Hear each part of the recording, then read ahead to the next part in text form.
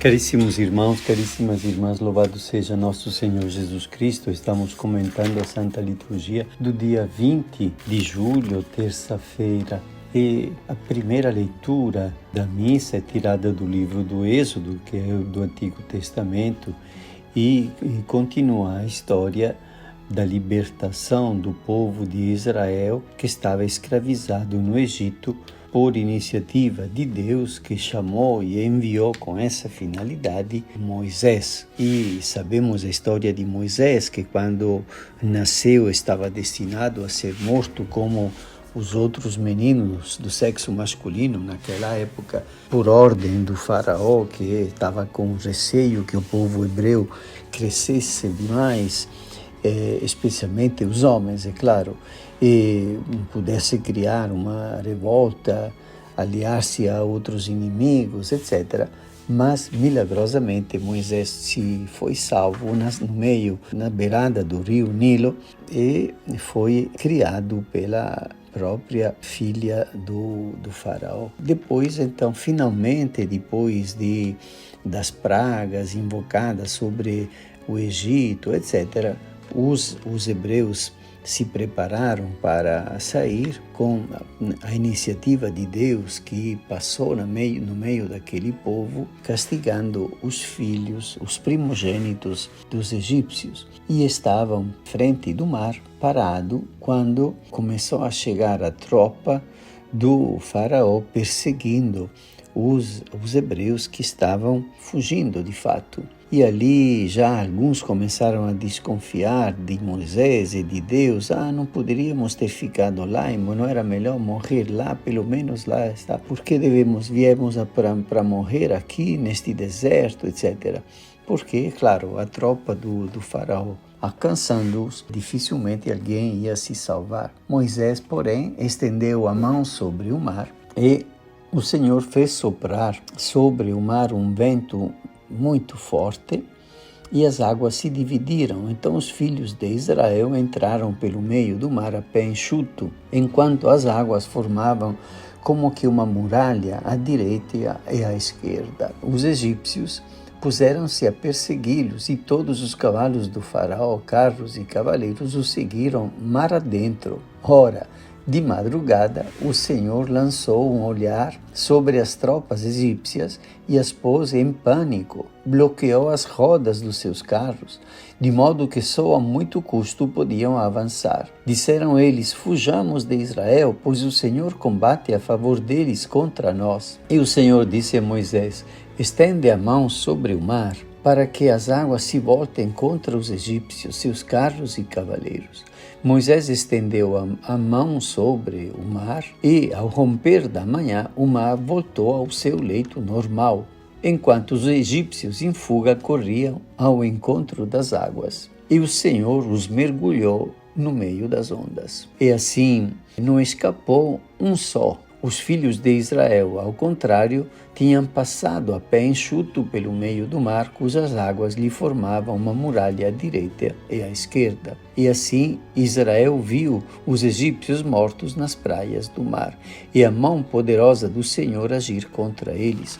O povo temeu o Senhor e teve fé no Senhor e em Moisés, seu servo. Então, assim, este acontecimento de tal maneira marcou a história de Israel, que se tornou ponto de referência durante séculos, até os dias de hoje, até podemos dizer durante milênios, porque todo ano é recordado este momento da passagem do Senhor no meio das casas no Egito, e a passagem do Mar Vermelho.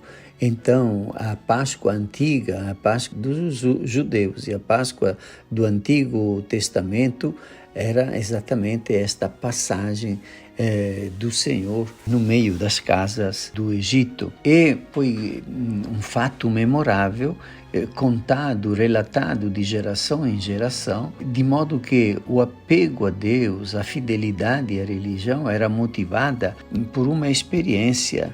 A experiência de que o Senhor tinha agido com misericórdia e com poder para salvar o seu povo, o povo da sua aliança.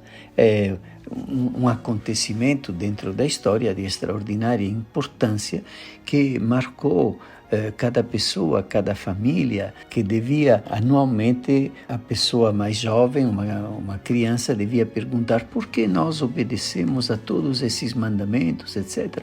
Porque nós éramos escravos no Egito. É o Senhor que estabeleceu uma aliança conosco, nos deu essas leis, depois nos libertou daquela situação de escravidão, etc, etc. Nós também podemos aprender a reconhecer os fatos importantes que Deus realizou na nossa vida para retornar sempre com a memória aqueles momentos preciosos dos quais podemos dizer com toda certeza: ali foi a mão do Senhor que me segurou para me salvar da possibilidade de um desastre enorme. E assim a nossa fé se consolida a partir dos fatos que o Senhor realiza e que nos atesta que Ele age com poder e com misericórdia a nosso favor quando o invocamos e quando se compadece efetivamente da nossa situação. O Evangelho é de São Mateus e é a cena que nós conhecemos muito bem, de Jesus que estava falando às multidões e sua mãe e seus irmãos ficaram do lado de fora procurando falar com ele.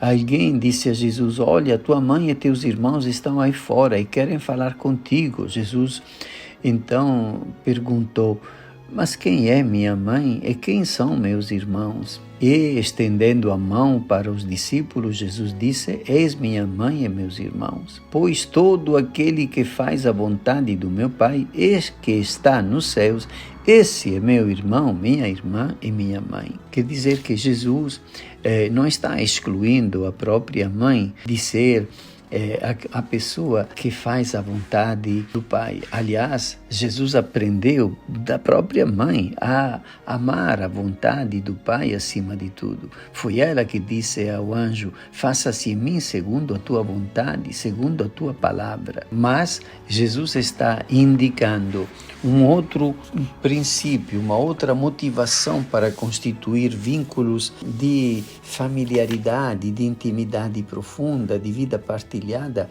um vínculo que nasce não do sangue e da carne, mas do fato de amar a vontade do Pai acima de tudo. Quem faz a vontade de meu Pai, este é meu irmão, minha mãe, meu irmão e minha irmã. E assim, efetivamente, quem é minha mãe, meu irmão e minha irmã? A própria Virgem Maria, cujo vínculo que a une a Jesus ultrapassa infinitamente o vínculo de carne, a carnalidade, por ter lhe dado vida nas próprias vísceras, no próprio ventre. Mas agora é um vínculo de fé.